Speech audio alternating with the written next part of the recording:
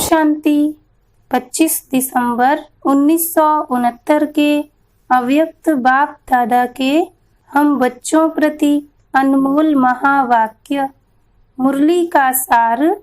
अनासक्त बनने के लिए तन और मन को अमानत समझो। बाबा ने कहा, बाप दादा को कहाँ बुलाया है और किस लिए? अभी कहाँ बैठे हो?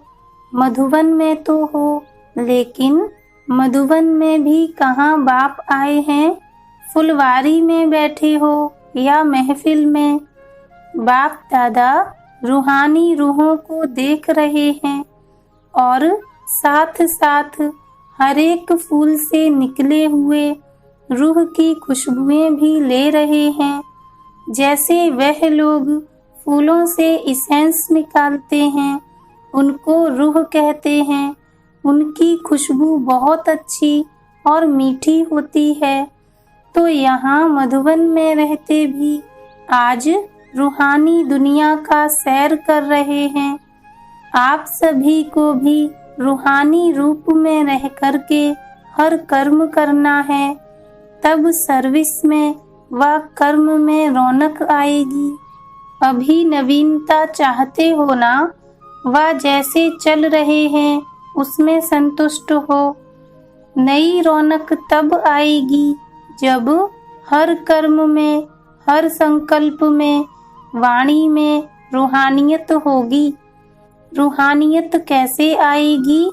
इसके लिए क्या करना है जो रूहानियत सदा कायम रहे? क्या बदलना है? हर एक ने भिन्न भिन्न बातें सुनाई। यह तो है मुख्य बातें जो सभी को पक्की ही हैं, परंतु रूहानियत न रहने का कारण क्या है? वफादार फरमानबरदार क्यों नहीं बन पाते हैं?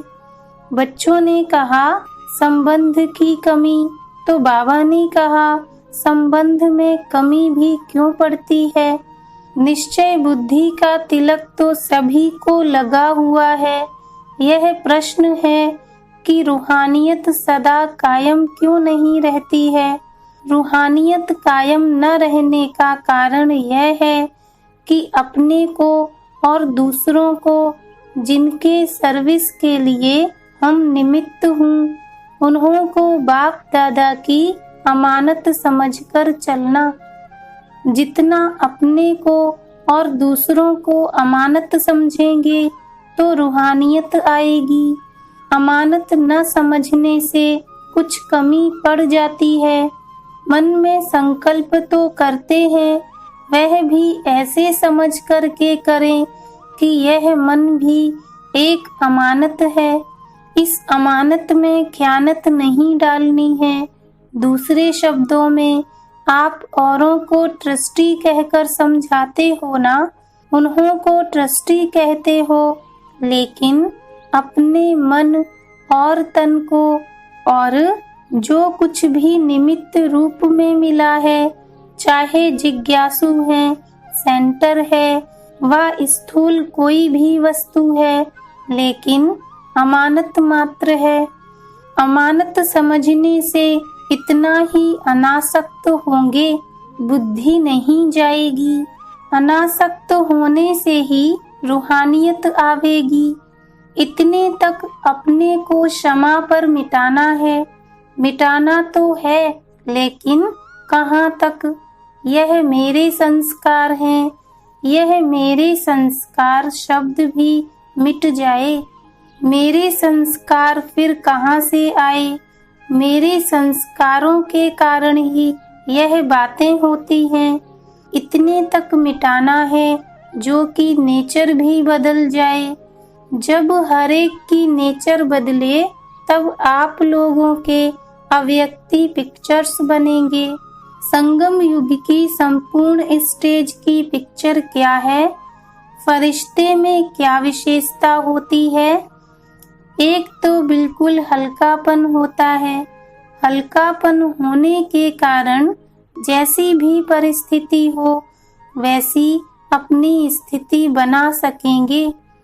जो भारी होते हैं, वह कैसी भी परिस्थिति में अपने को सेट नहीं कर सकेंगे, तो फरिश्तेपन की मुख्य विशेषता हुई कि वह सभी बातों में हल्के होंगे, संकल्पों में भी हल्के, वाणी में भी हल्के और कर्म करने में भी हल्के और संबंध में भी हल्के रहेंगे।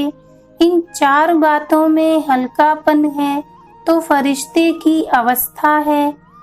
अब देखना है कहाँ तक इन 4 बातों में हल्कापन है।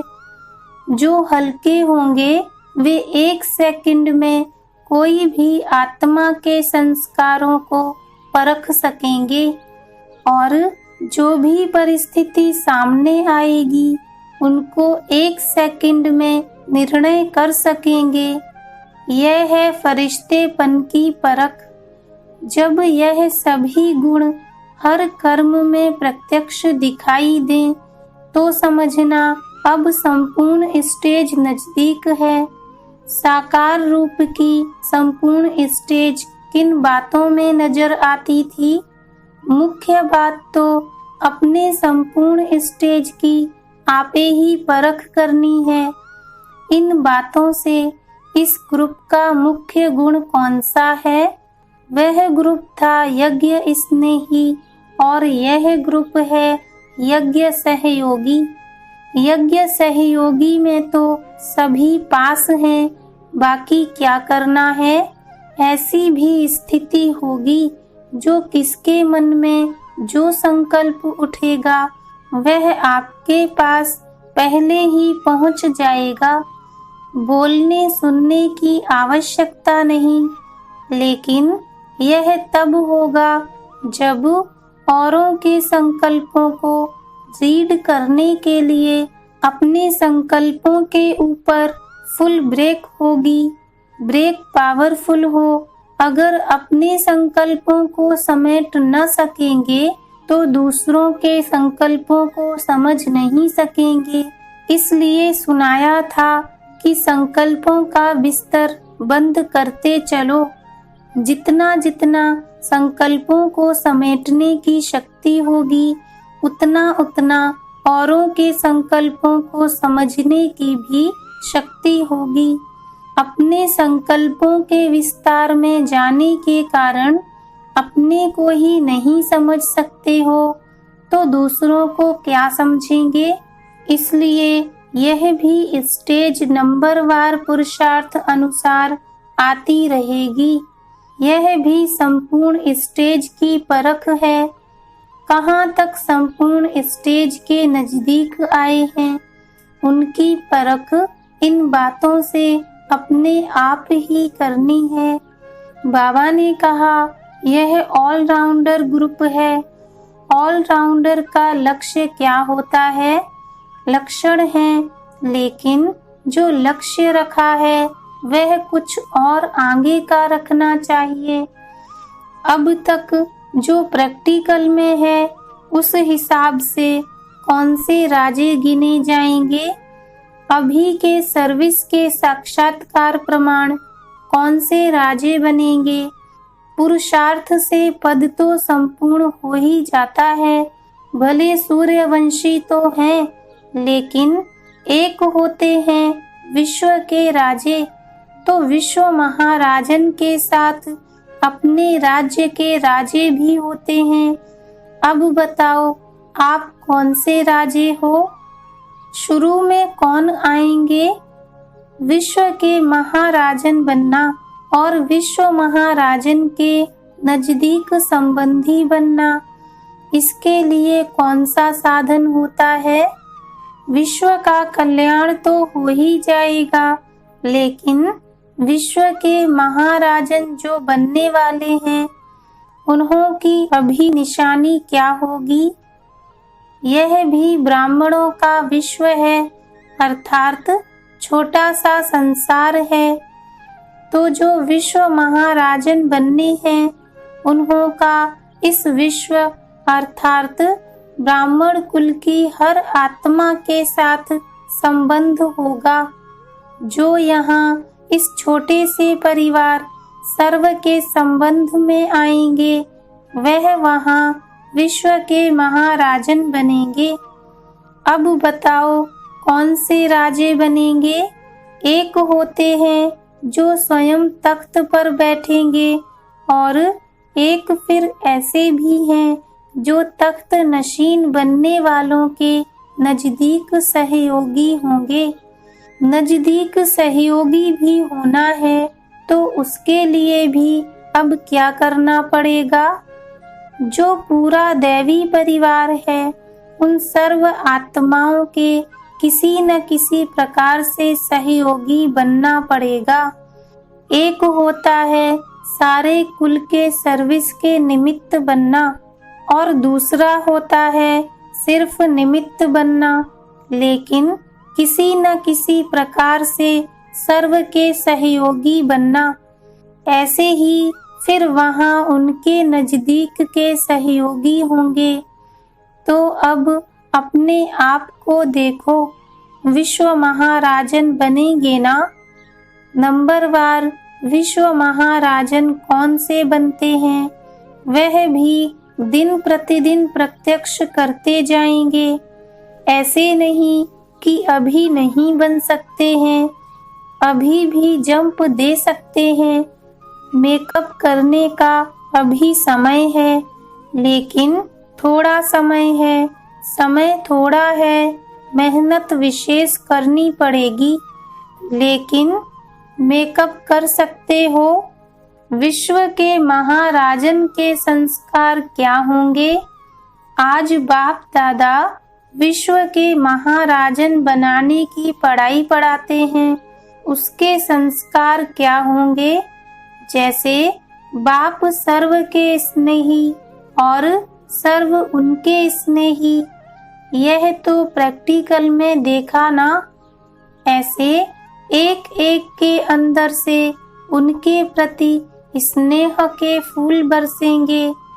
जब स्नेह के फूल यहाँ बरसेंगे तब इतने जड़ चित्रों पर भी फूल बरसेंगे। तो यहाँ भी अपने को देखो कि मुझ आत्मा के ऊपर कितने स्नेह के पुष्पों की वर्षा हो रही है, वह छिप नहीं सकेंगे। जितने स्नेह के पुष्प उतने द्वापर में पूजा के पुष्प चढ़ेंगे। कहाँ कहाँ कोई पुष्प चढ़ाने लिए कभी कभी जाते हैं और कहाँ तो हर रोज और बहुत पुष्पों की वर्षा होती है। मालूम है इसका कारण क्या है? तो यही लक्ष्य रखो कि सर्व के स्नेह के पुष्प पात्र बने। स्नेह कैसे मिलता है? एक एक को अपना सहयोग देंगे तो सहयोग मिलेगा, और जितने के यहाँ सहयोगी बनेंगे उतने के स्नेह के पात्र बनेंगे, और ऐसे ही फिर विश्व के महाराजन बनेंगे। इसलिए लक्ष्य बड़ा रखो। बाबा ने कहा, आज एक भक्ति मार्ग का चित्र याद आ रहा है। आज देख भी रहे थे तो मुस्कुरा भी रहे थे। देख रहे थे अंगुली देने वाले तो है ना, अंगुली दी भी है व देनी है। कहाँ तक अंगुली पहुँची है? अगर अंगुली देनी है तो इसका मतलब है जहाँ तक अंगुली पहुँची है वहाँ तक नहीं दी है। पहाड़ उठा नहीं है, क्यों? इतना भारी है क्या? इतनों की अंगुली भी मिल गई है, फिर भी पहाड़ क्यों नहीं उठता? कल्प पहले का जो यादगार है वह सफल तब हुआ है जब सभी का संगठित रूप में बल मिला है। इसलिए थोड़ा उठता है फिर बैठ जाता है। हर एक अपनी अपनी अंगुली लगा रहे हैं, परंतु अब आवश्यकता है संगठित रूप में। स्वयं की अंगुली दी है, लेकिन अब संगठन में शक्ति तब भरेगी जब वह बल आएगा। अब शक्ति दल की प्रत्यक्षता होनी है। सभी फूल तो बने हैं, लेकिन अब गुलदस्ते में संगठित रूप में आना है। अभी कोई पुष्प कहाँ कहाँ अपनी रंगत दिखा रहे हैं, कोई अपनी खुशबू दे रहा है, कोई अपना रूप दिखा रहा है, लेकिन रूप, रंग, खुशबू जब सब प्रकार के गुलदस्ते के रूप में आ जाएंगे तब दुनिया के आगे प्रत्यक्ष होंगे।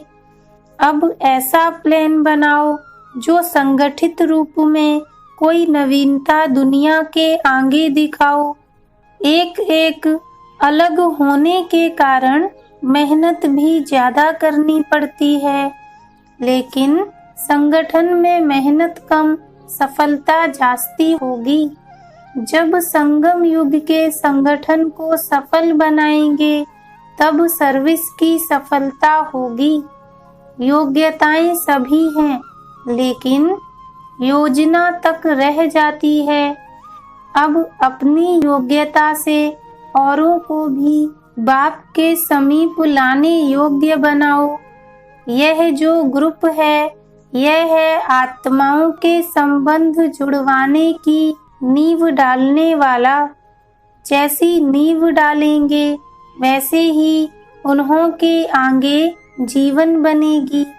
सभी बातों में जितना खुद मजबूत होंगे उतना अनेकों की नींव मजबूत डाल सकेंगे।